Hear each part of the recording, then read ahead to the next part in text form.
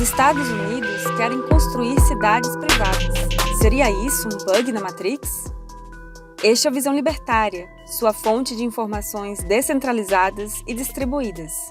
Como seria um mundo sem a existência do Estado? É instigante pensar nas possibilidades de um mundo em que o livre mercado domina tudo. Todavia, essa mesma pergunta também aparece na mente dos socialistas, tanto os de direita quanto os de esquerda. Ao se depararem com a questão da não existência do Estado, tentam provar que sua existência é necessária para a vida de cada indivíduo. Ainda argumentam que sem o Estado viveríamos em completo caos, com aquele típico pensamento responsável por dar a conotação negativa à palavra anarquia. Como reflexo disso, toda representação de cidades anárquicas em filmes, jogos e séries apresenta uma distopia completa. O maior exemplo é Cyberpunk 2077. Em seu universo, as cidades são controladas por megacorporações que estão acima do poder do Estado. Por conseguinte, a cidade principal do jogo, chamada de Night City, vive em completa desgraça. Em contraste às cidades privadas retratadas na ficção, surgiu nos Estados Unidos um governador lúcido, ou talvez alucinado. Steve Sisolak,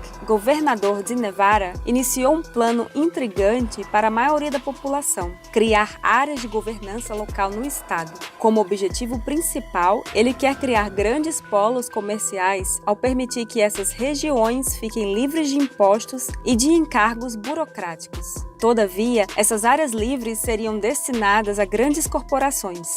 Com isso, essa notícia nos faz refletir. Como isso se difere das cidades privadas idealizadas por libertários? Como isso afeta esse conceito? Para quem não conhece, a ideia por trás de uma cidade privada nada mais é que uma região livre do Estado, mas que é controlada por uma empresa ou empreendedor que escolhe suas regras. Independentemente de quem as controle, essas cidades teriam como um fim máximo oferecer serviços de segurança, até mesmo criando leis, assim como um governo.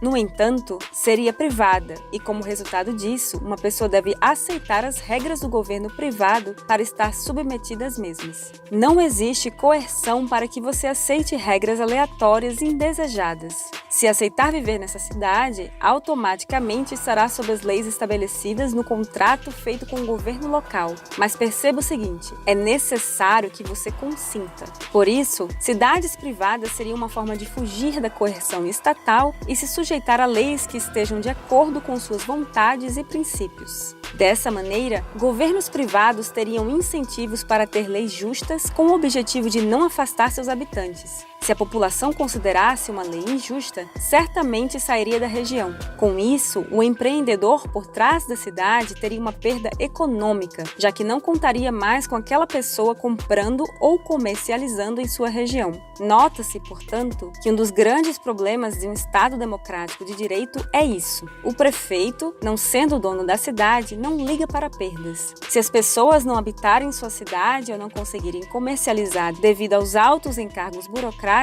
o que ele tem a ver com isso? Seu salário e suas regalias continuam garantidas. Ainda, não há por que um prefeito em uma democracia pensar no futuro. Seu cargo tem validade de 4 anos, podendo se estender a 8, caso reeleito. Isso faz com que sua mentalidade esteja focada em como ele pode torrar o dinheiro público, não no que ele pode guardar. Caso ele poupe esse dinheiro, não será ele que o usará, como também não será ele que ficará conhecido por ter feito os investimentos na cidade. Entretanto, poupar é algo intrínseco da criação de riqueza, já que é a partir de planejamento e recurso financeiro que se pode investir em meios de produção. Consequentemente, haverá mais trocas comerciais voluntárias entre indivíduos e maior riqueza gerada. Logo, a democracia é um sistema político contrário ao acúmulo de riqueza. No entanto, a ideia do governador de Nevada, por incrível que pareça, poderá trazer mais riqueza e uma certa liberdade para os habitantes no curto prazo. De acordo com seu pronunciamento, essas regiões não deveriam tributos ao governo, o que já seria suficiente por si só. Provavelmente, a ideia do governante é se aproveitar dos efeitos secundários e ter essas cidades comerciais em seu estado. Entretanto, é necessário enfatizar que as corporações necessitam se encaixar em alguns parâmetros para conseguir seu próprio governo local. O empreendedor precisa ter um terreno limpo de 202 km², sem habitantes de vilas ou cidades residindo no território. Ainda, os corporativistas necessitam ter 250 milhões de dólares para investir no começo da cidade, além de garantir que colocarão $1 bilhão na região durante os 10 anos seguintes. Por isso, mesmo que esse projeto vá para frente, estará reservado para os megacorporativistas. Jeff Bezos, por exemplo, estaria tentando comprar um país para fugir de impostos. Por que não começar com uma cidade? Ou ainda, Elon Musk poderia criar sua cidade subterrânea, um dos futuros projetos de sua empresa The Boring Company, em uma região livre de impostos. Porém, essas cidades privadas poderiam ser apenas uma ilusão temporária. Da mesma forma que o estado de Nevada pode dar uma concessão para dar liberdade a essas regiões, o que dificilmente acontecerá, ele também pode retirar a concessão. Imagine, por exemplo, que essas cidades se desenvolvam exponencialmente durante 10 anos e que políticos de olho na riqueza das mesmas resolvam acabar com a farra. Desse modo, eles poderiam começar a cobrar impostos ou até mesmo reassumir o controle das cidades, depois que já estivessem ricas, óbvio. Seria um investimento e tanto. Alguém pode argumentar, mas os donos das corporações donas daquelas terras não deixariam. Mas então me diga, o que eles poderiam fazer caso o Estado utilizasse do seu monopólio da violência para tomar suas terras? Eles não conseguiriam fazer nada. Podemos lembrar do que aconteceu com algumas cidades chinesas construídas que obtiveram concessões nos anos 80. Elas se desenvolveram grandemente, sendo um dos principais motivos para que haja ainda algum resquício de prosperidade econômica em um país liderado pelo comunismo. No entanto, nos últimos anos, houve uma redução dessas concessões às cidades economicamente livres da China. Como efeito, o Partido Comunista Chinês está conseguindo enriquecer a partir de toda a riqueza que só foi construída graças ao livre mercado.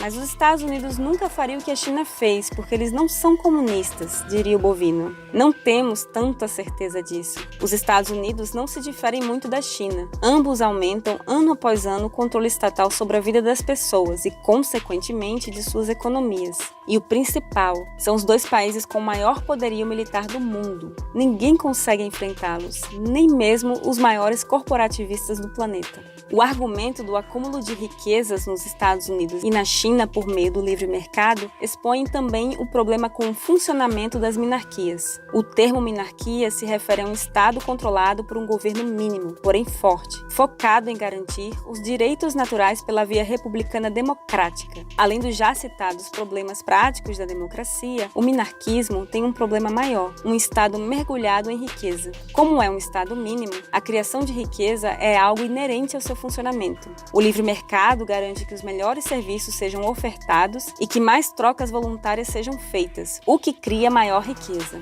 No entanto, quando políticos se veem diante de tanta riqueza, eis que surge um dilema: roubar esse dinheiro ou deixar para gerar ainda mais riqueza? Procurando se manter dentro do establishment, os políticos possuem estímulos para roubar. Sua intuição o leva a fazer obras e ações que ficarão associadas ao seu nome, e, para isso, é necessário dinheiro roubado via impostos. Portanto, por mais que as cidades privadas possam parecer uma ideia boa a primeiro momento, assim como as minarquias, ambas as situações servirão apenas para o Estado enriquecer. É evidente que essas ideias geram sim prosperidade econômica para seus habitantes, mas ela é momentânea. Assim como o Estado concede a oportunidade de uma cidade privada existir, ele pode acabar com essa concessão a qualquer momento. Logo, se quisermos que algum dia existam cidades privadas, é necessário que haja terrenos livres de qualquer interferência estatal. A boa notícia é que já há projetos para que isso aconteça na prática. O maior exemplo é a Liberland.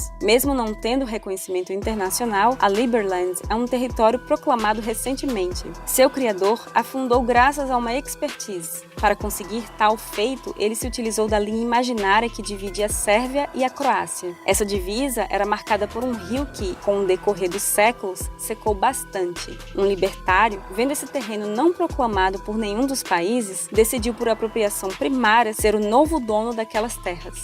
Agora, o mesmo busca reconhecimento internacional para criar o país com mais liberdade econômica do mundo. Do ponto de vista libertário, ele já é o detentor daquelas terras, mas políticos políticos podem ser capazes de usar seu poder militar para retomar as terras? Nunca se sabe. Cabe ressaltar que o tamanho do território é ínfimo, algo em torno de 7 quilômetros quadrados, mas é um projeto promissor.